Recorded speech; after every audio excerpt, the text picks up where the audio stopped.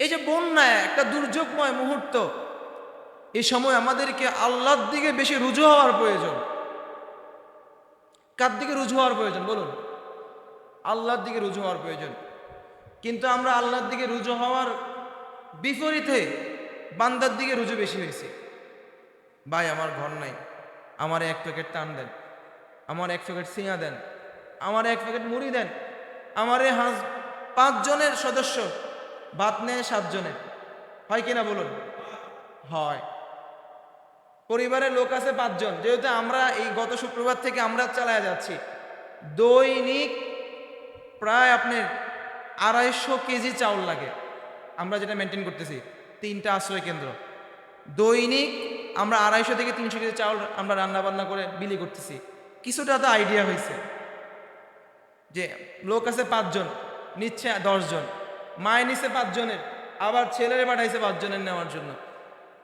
তাহলে এমন পরিস্থিতিতে যেখানে আমাদের ধৈর্য এখতিয়ার করার প্রয়োজন, যেখানে আমাদেরকে আল্লাহর দিকে রুজু হওয়ার প্রয়োজন, যেখানে আমাদেরকে নামাজের দিকে রুজু হওয়ার প্রয়োজন, যেখানে এই বন্যা পরিস্থিতির কারণে মসজিদ ভরপুর হয়ে যাওয়ার প্রয়োজন, সেখানে আমরা নামাজ বাদ দিয়ে, আল্লাহর দিকে রুজু বাদ দিয়ে আমরা কেমনে খাবো, কেমনে একজনের খানা বাড়তে নেওয়া যায়, কেমনে 2 প্যাকেট ফলটা বেশি নেওয়া যায়, কেমনে আমরা নিজেরটা নিজে চিন্তায় ব্যস্ত আছি, মসজিদমুখী কেউ নাই।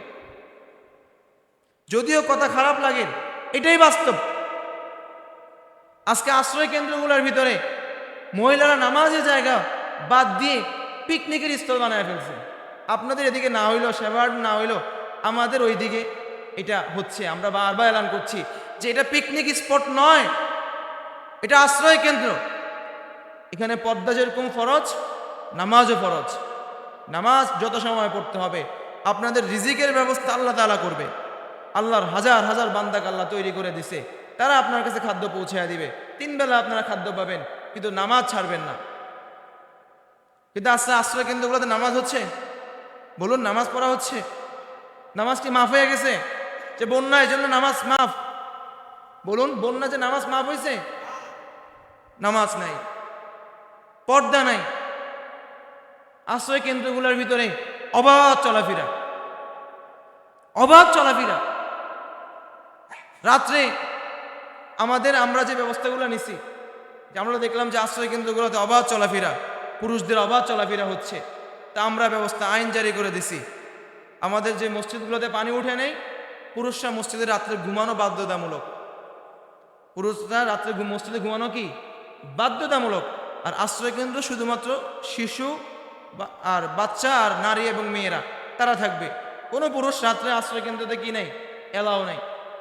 কারণ মা বোনেরা নিরাপদে ঘুমাইতে পারে না, তারা নিরাপদ নেই। এই জন্য এইগুলো ব্যবস্থা নিতে হবে আপনাদেরকে। আশ্রয় কেন্দ্রে কোনো পুরুষ রাত্রে এলাও করা যাবে না। 10টা 11টার পর আপনারা আপনাদের পজিশন মতো একটা সময় নির্ধারণ করে দিয়ে বলে দিবেন যে এই সময় পরে কোনো পুরুষ এলাও নাই। এক রুমে তো এক পরিবার না, এক রুমে একাধিক পরিবার থাকে না, 2 পরিবার 3 পরিবার 4 পরিবারও থাকে। তো 4 পরিবার সব তো আর ভাই বোন নয়। অমুকের ঝি আছে, অমুকের বোন আছে, অমুকের মেয়ে আছে, তো তার সাথে আরেকজনের তো দেখা দেওয়া জায়েজ নাই।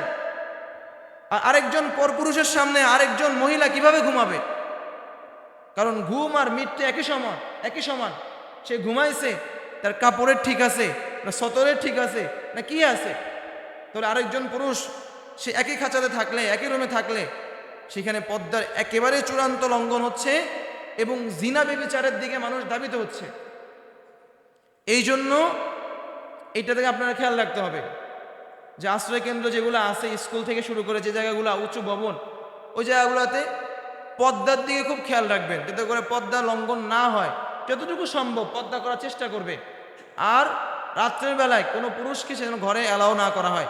পারলে 3-4 জন পুরুষ টিম গঠন করে পাহারা দেওয়ার ব্যবস্থা করেন, বাইরে থেকে বহিরাগত কোনো পুরুষ যেন না ঢুকতে পারে। এরকম কিছু দিক নির্দেশনা, কিছু ব্যবস্থা এলাকা থেকে গ্রহণ করতে হবে। কারণ ইসলাম শান্তির ধর্ম, সুন্দর ধর্ম। আপনাকে এটার পাশাপাশি মনে রাখতে হবে আল্লাহর পক্ষ থেকে কিছু বিধান আমাদের উপরে অর্পিত আছে। তার মধ্যে একটা হচ্ছে নামাজ। 1 নম্বর কি বলুন? নামাজ। পুরুষ আকিল বালেগ, পুরুষ এবং নারীর উপরে নামাজ ফরজ, নামাজ বাধ্যতামূলক করতে হবে। পুরুষরা মসজিদে এসে নামাজ পড়বেন, নারীরা নিজ নিজ কামরার মধ্যে নামাজ পড়বেন। আর পর্দাও ফরজ, একান্তই যতটুকু সম্ভব পুরুষরা পর্দা মেনটেন করবেন। চোখ